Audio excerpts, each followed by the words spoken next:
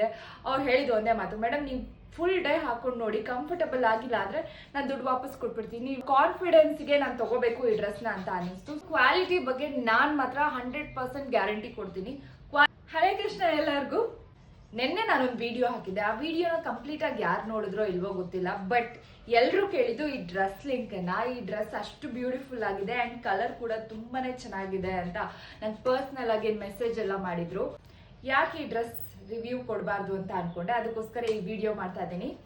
I really love this fabric and work. ನೋಡ್ಬೋದು ಎಷ್ಟು ಚೆನ್ನಾಗಿದೆ. ಇದು ವಿ ಶೇಪಲ್ಲಿದೆ.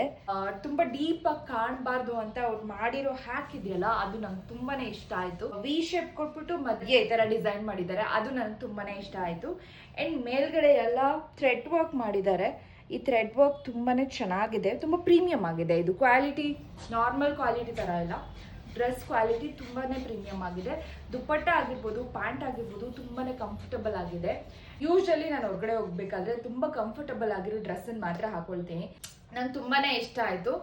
ಯು ನೋ ವಾಟ್, ನಾನು ಒನ್ ಡೇ ಫುಲ್ಲು ಟ್ರಾವೆಲ್ ಮಾಡಿದ್ದೀನಿ, ಸಖತ್ ಸುತ್ತಿದ್ದೀನಿ, ಎಲ್ಲ ಕಡೆ ಓಡಾಡಿದ್ದೀನಿ, ಬಟ್ ನನಗೆಲ್ಲೂ ಈ ಡ್ರೆಸ್ ಇರಿಟೇಟ್ ಅಂತ ಅನ್ನಿಸ್ಲೇ ಇಲ್ಲ.